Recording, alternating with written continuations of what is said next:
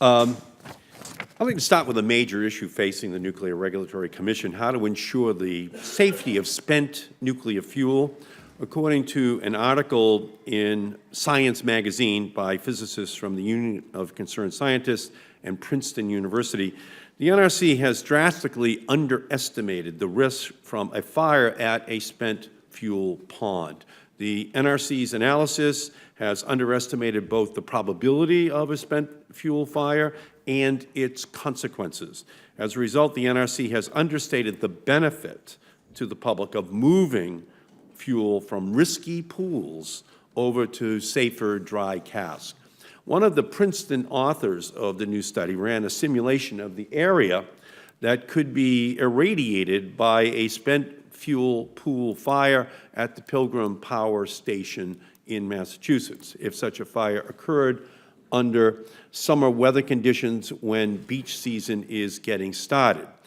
As you can see from the orange contour, the impact of that fire would be devastating. Across Massachusetts, Rhode Island, Connecticut, the consequences of such an event would be absolutely catastrophic. The scientists who did the analysis indicated that the cost of the fire could be upwards of $2 trillion nationally in economic disruption. By contrast, the Nuclear Regulatory Commission's estimate of the financial consequences was 20 times less, and the Commission used that estimate to dismiss the benefit of dry cask storage, which would only cost $50 million per reactor. So by dramatically reducing the cost that would occur if such a fire did hit a nuclear power plant, the NRC, in its cost-benefit analysis, is able to avoid forcing the utilities to move from the spent fuel pools over to dry casks.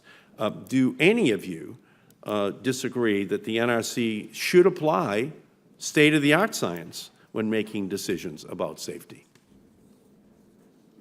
Senator, of course, I'm in agreement that the correct science should be applied. The NRC staff has done a quick review of the article that you referenced.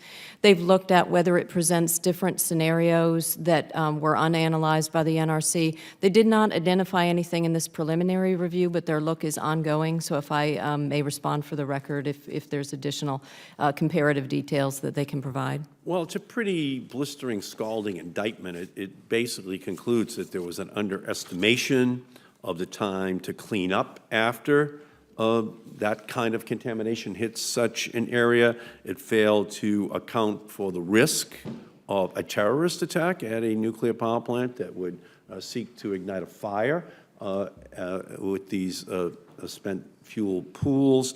And it actually failed to consider the economic consequences broadly of what the impact would be, including after Fukushima, the shutdown of nuclear power plants, whether or not that same thing would occur in our own country. So your staff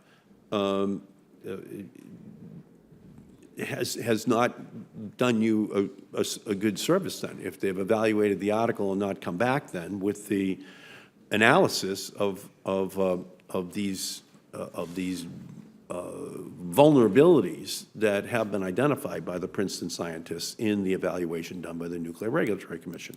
Have you had a chance to read that Science magazine article? I have not, Senator, have but any I of you can read the pledge to Science do magazine article? I wasn't aware of it.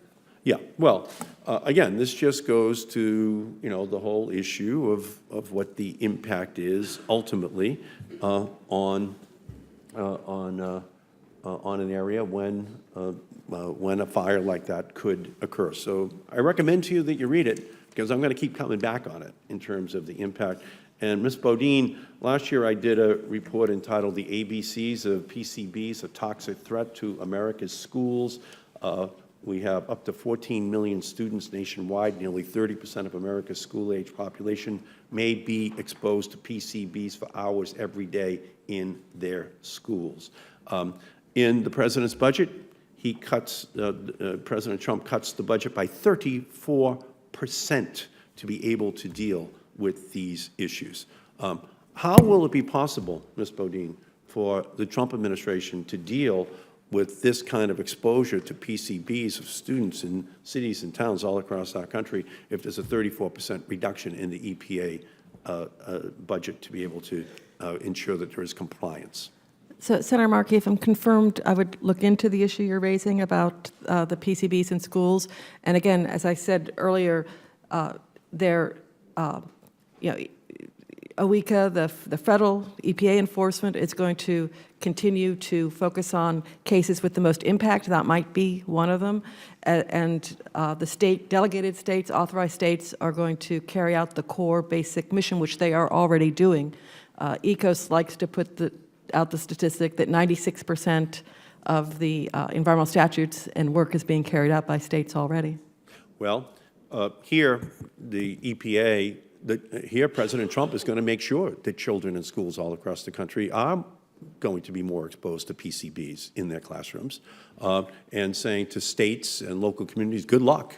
You take it over. The EPA had responsibility. So to the extent to which there's a 34% reduction in the Trump EPA budget for that issue, you can be sure that the states will try to intervene, but the reason there is a federal program is because it is so pervasive, so hard, and actually part of a policy back in the 50s and 60s, all the way up to 1979, where PCBs were kind of given a free pass.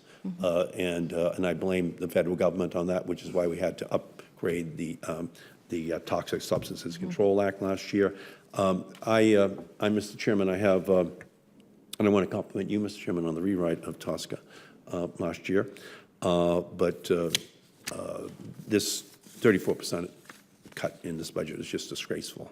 It just really was going to put children all over our country at great unnecessary risk that could have been avoided if the president didn't cut that budget for children to be protected. Mr. Chairman, I have other questions for the witnesses that I will support, that I will submit to you for the record, and with my hopes that witnesses will answer them. Thank you, Mr. Chairman.